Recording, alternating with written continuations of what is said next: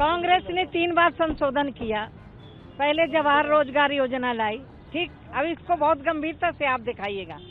पहले जवाहर रोजगार योजना आई, फिर नरेगा आया, फिर उसको मनरेगा किया। तो संशोधन करने का अधिकार क्या कांग्रेस को ही संविधान ने दिया है क्या? हमने उसको पारदर्शिता से, जो अभी तक गांव में कच्चा काम होता था, पक्का नहीं हो पाता था, मनरेगा में काम करने वाले 6-6 महीने तक उनका पैसे के लिए भटकते रहते थे।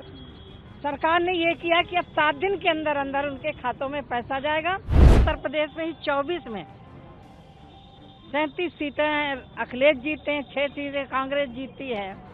यदि निर्वाचन आयोग को हमें हैंडल करना होता तो हम क्यों हारते? ऐतिहासिक फैसला लिया है और मैं अभिनंदन करती हूँ जिन्होंने पार्टी को स्थापित किया। आदरणीय अटल बिहारी वाजपेयी जी, आदरणीय आडवाणी जी, जोशी जी जैसे महापुरुषों ने इस पार्टी को गति दी। अब उम्मीद है कि जिस तरह से अन्य हमारे राष्ट्रीय अध्यक्षों ने पार्टी को आगे बढ़ाया, उसी तरह से नितिन जी नई नवीन ऊंचाइयों को छुएंगे और पार्टी आगे पहुंचेगी। क्योंकि हमारी एक जवाबदेही है जिस पार्टी के हम लोग कार्यकर्ता हैं। लगभग देश का कोई कोना नहीं बचा जहां भारतीय जनता पार्टी के विधायक ना हो, सांसद ना हो। और अभी हाल में ही आपने देखा महाराष्ट्र की जनता ने जिस तरह से स्थानीय निकाय के चुनाव में समर्थन दिया, यह दर्शाता है कि देश के यशस्वी प्रधानमंत्री जी ने 2014 से जिस तरह से देश को विकसित बनाने के लिए कृतसंकल्प हैं और उसी की दिशा पे जनता मोहर लगाती जा रही है। कांग्रेस कह रहे हैं कि आपने नितिन को चूज करा है अध्यक्ष के तौर पर। बिग बॉस का ड्रामा चल रहा है, इलेक्शन कमीशन ने इतना फेवर किया आप लोगों के ऊपर, SIR इतना हैम्पर गया इलेक्शन को, लेकिन ज्ञानेश कुमार को कुछ आप नहीं। ये यदि कांग्रेस ये कह रही तो फिर प्रियंका रावत जीती कैसे, राहुल गांधी जीते कैसे? अभी उत्तर प्रदेश में ही 24 में 37 सीटें अखिलेश जीते हैं, 6 सीटें कांग्रेस जीती है।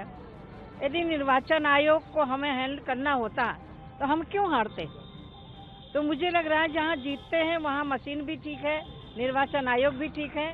जहां इनके विपरीत माहौल जाता है वहां ये EVM मशीन, निर्वाचन आयोग। और मुझे लग रहा है कि जनता जनादेश का सीधे अपमान है जिस तरह से विपक्ष अवहेलना कर रहा है।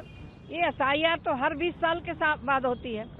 अब सपोज मैं तो स्वयं 2002 का चुनाव लड़ी, लेकिन मुझे SIR भरनी पड़ी क्योंकि मैं वोटर हूँ, इस देश की नागरिक हूँ, तो ये तो बताना पड़ेगा मुझे ना।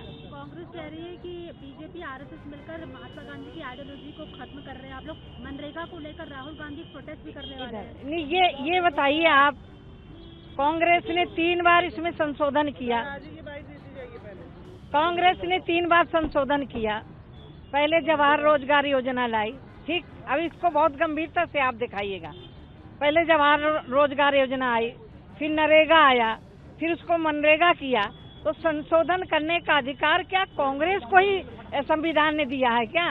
हमने उसको पारदर्शिता से, जो अभी तक गांव में कच्चा काम होता था, पक्का नहीं हो पाता था, मनरेगा में काम करने वाले 6-6 महीने तक उनका पैसे के लिए भटकते रहते थे।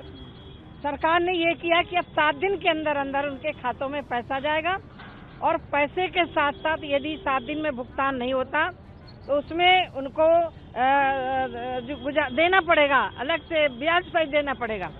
और दूसरा, यदि उनको 125 दिन काम नहीं मिलता है तो उनको गुजारा भत्ता देना पड़ेगा।